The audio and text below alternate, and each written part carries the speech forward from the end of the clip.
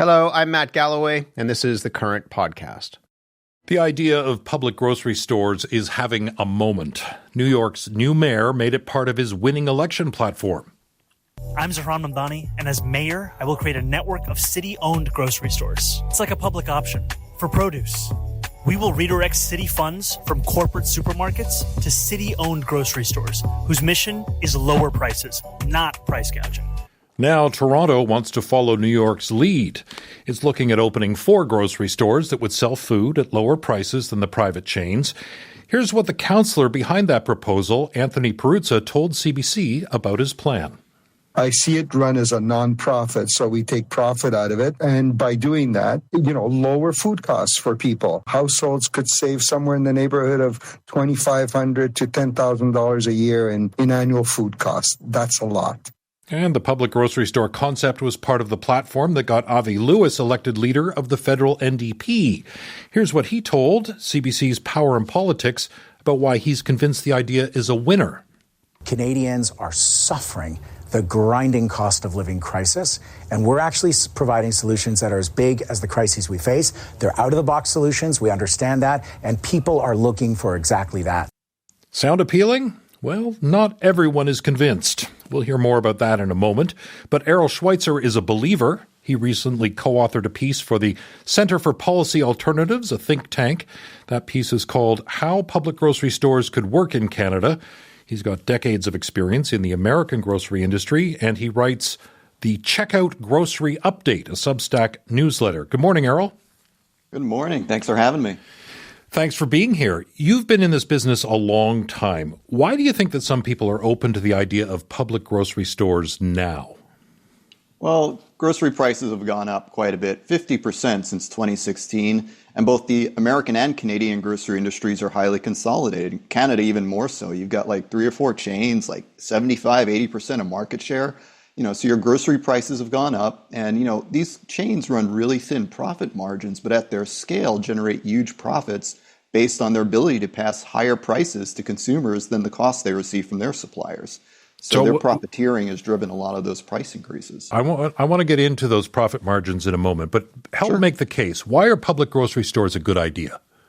Well, they already exist. In the United States, we have the military commissary system. Anybody who has friends or family in the military will know that folks in the service get lower grocery prices. And the way they do it is that the defense agencies subsidize the retail margin, so not the profit margin. That's what everybody is wrong about. They subsidize the retail gross margins. That is the labor, the utilities, the administration, the IT through defense appropriations, so that groceries are about 25% cheaper at commissaries than they are in the marketplace. And that is federally mandated. So over 8 million service members enjoy the service of public groceries already in the United States all the time. So this isn't a very, sort of fringe topic. This is very mainstream in the U.S. We already do it, and we don't really talk about it because it's military service members. Well, the base cost of operating those commissaries is paid for by the taxpayer. What would it cost in Canada to run a system of publicly funded grocery stores? We've done some, rough modeling to talk about applying the military commissary system to the Canadian context. And in Canada, it's a little different. I've done a little work in Canada. I know that you've got a lot of great stores and locations in urban areas, and then you've got the territories, which you've got a lot of logistics costs. So we've estimated that you need some, initial startup costs. You got to open the stores, you got to wire them correctly, you got to put coolers in, you got to make sure you got the shelving, all the stuff that a grocery store needs. And then you've got the cost of operating them every year. And that operational cost is, subsidizing the labor, just like we do in the commissary system, making sure that you're paying. And between those two costs, you're essentially about the price of one fighter jet, right? And, you've contracted for buying about 88 fighter jets from the United States, over the next, time frame. You could buy 87 and you can open 50 grocery stores for the same amount of money. So publicly operated system, we're estimating about initial cost of about $350 million and then about $300 million every year to operate, which on the surface sounds like a lot of money, but it's 1% of Canadian infrastructure budget. It's less than 1% of Canada's defense budget. So, it's really not a lot of money for what you get, which what we're estimating is savings between $2,500 to $10,000 per household per year. So, that's pretty significant if you apply the commissary model, which I could go into more detail about. Well, I want to go back to your point about profit margins, because people have seen the grocery bills go up. They feel like they're being gouged, but we keep hearing that the profit margins for grocery stores are small, only about 1% to 3%. So is it possible for government-run stores, that have all the same expenses to work and be able to sell groceries significantly cheaper than the private ones? I said they already do. In the United States, we already have it. The commissary system saves consumers $2 billion a year, and that is 0.2% of the U.S. defense budget. It's a rounding error in our defense budget. In Canada, you have large grocery chains where, yes, their grocery profit margins are 1 to 3%, but 1% of $1 billion is $10 million. 3% is $30 million. So that's a significant amount of profit off of a very thin margin. But once again, I really want to emphasize this. This isn't just about the profit margin. This is about subsidizing the gross margin, the overhead, the operating costs. When you have a profit margin of 1%, but your gross margin is 30%, that's where the savings come in. That is what we're talking about with the commissary. They are saving the consumer the gross margin because that's paid for through public funds. And because of their scale, they've got 235 stores. They're able to negotiate low wholesale prices. And that is what they pass on to consumers. So like I said, not a fringe idea, already exists. 8 million people use this all the time in the United States already. Now, that's the military system, but there are other jurisdictions that have attempted this. I'm thinking of Kansas. I'm thinking of Florida. What's happened to those public grocery stores that have tried a different model? They didn't apply the learnings from the military system for various reasons, and they failed. The main reasons why they failed were they were public-private partnerships, and they were one-off stores in small areas. So what this means is that the city contracted to either a nonprofit or a for-profit grocer. That grocer then had to take on all the operating costs. And, there were some city subsidies, like they, reduced taxes or they reduced some of the rent, but they still had to pass through the gross margins to the consumers. But because they were one-off stores, they didn't have any efficiencies of scale. And in the grocery industry, scale is king. You need scale in order to negotiate with wholesalers. You need scale to work with growers and suppliers to pass on lower costs. So these basic structural issues, outsourcing to a private operator, loading them up with all these operating costs, and then giving them no cost efficiencies, and they failed, and they cost the public a lot of money. So the key learnings here is to not do what those small cities did.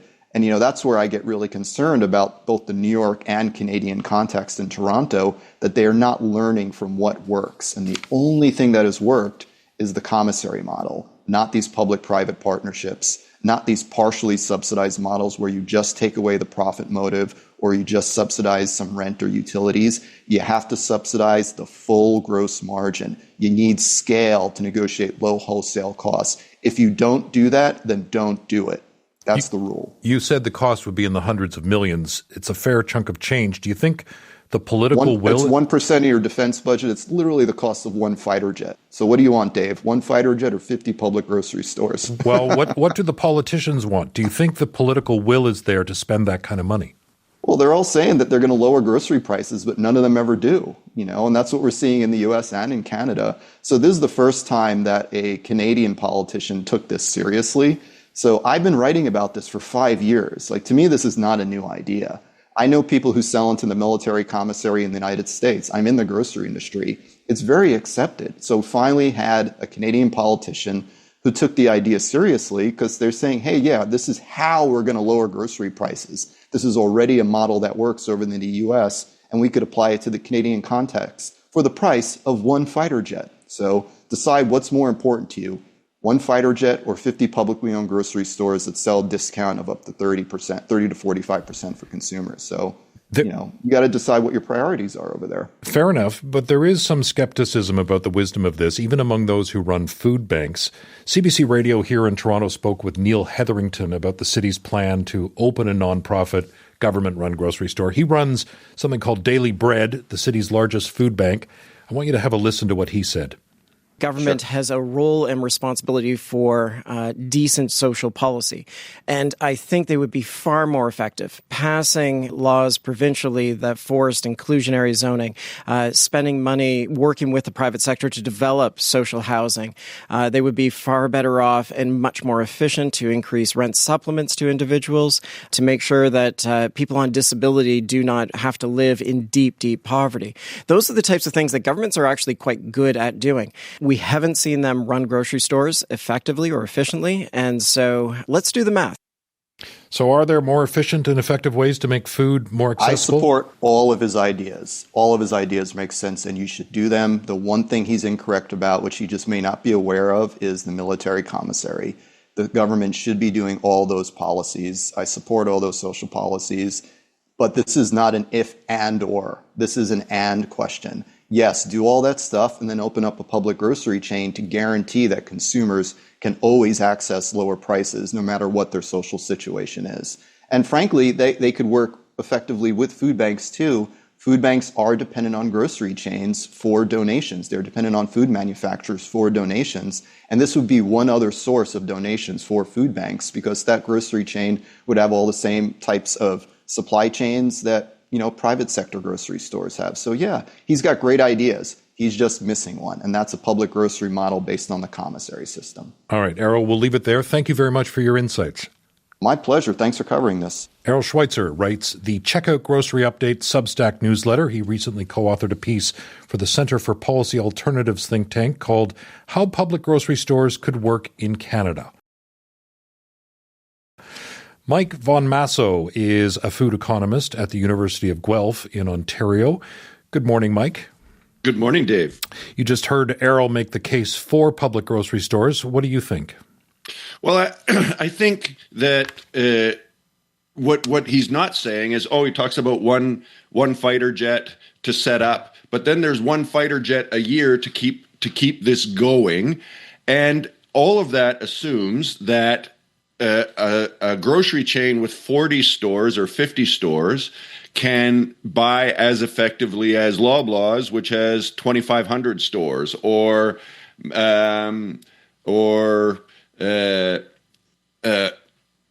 Empire Group, which is Sobeys, which has 1,500 stores. And so it's just not believable that they're going to be able to buy at the same scale that these big guys are able to. If you look at here in Ontario, we have a great chain called Longo's, which was a few years ago bought by Empire Group, Sobeys, in order to achieve those purchase, those scale advantages. And I think that, Errol talked about the North. We have Nutrition North, which subsidizes directly the cost of certain staples, and that's effective. We have the GST rebate model, which is giving low-income Canadians money directly to lower food prices. So I'm not arguing that we shouldn't necessarily give relief to Canadians who are feeling high prices.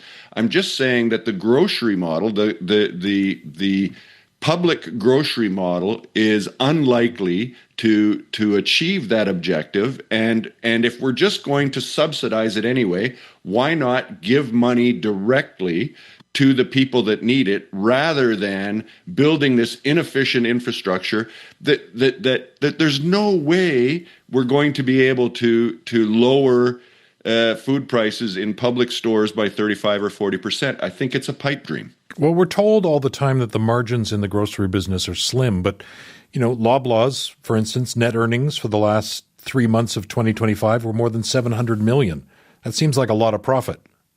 Well, it is a big number. If you look at that number as a percentage of their sales, that's about 5%, maybe 5.5%. So what we would have to do is they sell a lot of groceries, and so what we would have to say is we would need to subsidize the rent and the labor and the logistics to a degree to lower prices. and also be able to buy just as well as those large companies. There's real efficiency in these large companies. And so, yep, that's a big number. It's just not credible that the government will be able to do it as well as these big players are going to be able to. You're talking 40 or 50 stores versus 2,500 stores. And so I think that while it's noble to try and help Canadians, this is just the wrong way to do it. Yet people will look at the models that are there in place, government-run liquor stores, cannabis stores in some parts of Canada, and ask, why not a public grocery store? Well, for example, the publicly run liquor distribution system is not intended to reduce the price of alcohol. It is actually intended to increase the price of alcohol. So in that circumstance, we've given the LCBO here in Ontario, Manitoba Liquor Control, all across this country, we've given them the power to generate tax, similar to cannabis, and to manage pricing and distribution. And so if we said, well, we just want to manage price and distribution, tax food, and make sure no one can sell it cheaper than other people, then the LCBO or the Liquor Control Board model is perfect. But in this circumstance, we've got a completely different objective for those organizations than we would for a publicly funded grocery system. And it's worth noting that in many provinces, including here in Ontario, they're now getting the liquor control boards to reduce their footprint relative to retail and are selling through big grocery chains, small local convenience stores and such. So I think, if you want to make money from it, if you want to raise taxes, then the Liquor Control Board model is perfect. But it is a very poor comparison for public grocery stores. You say a better alternative might be, handing out food subsidies, that sort of thing. But some feel that's not enough. Something needs to be done to fix the system. What would ease the pain in a more lasting manner for those who are finding it difficult to afford groceries? Well, we have to look. We're looking here for a silver bullet for a problem that is multifaceted, right? We know that the war in Ukraine had a significant impact on wheat prices and on vegetable oil prices. We're seeing a little bit less impact in the short term from the war in Iran, but that's also so we could get out of some of these geopolitical issues. Beef prices went through the roof. That's because we had 2 years of drought in the early 2020s in Western Canada and the Midwest from the U.S., and we have very low cattle herds, lowest that we've had in almost 40 years. Coffee prices have gone through the roof. We've seen warming in countries where in the 5 major coffee-producing regions, we've seen an average of 40 more days over 30 degrees. Coffee is very susceptible to temperature. We're seeing yield reductions. So I'm pulling on these strings all over the place, Dave, and saying these are the reason food prices are going up. So there's not an easy way to bring them down. You said, well, giving people direct payments is not enough. Well, is 40 stores in Canada going to be enough to relieve the price pressure that many Canadians are feeling?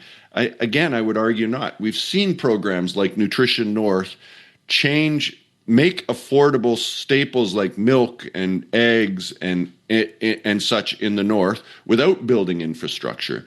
We're doing the GST tax credit.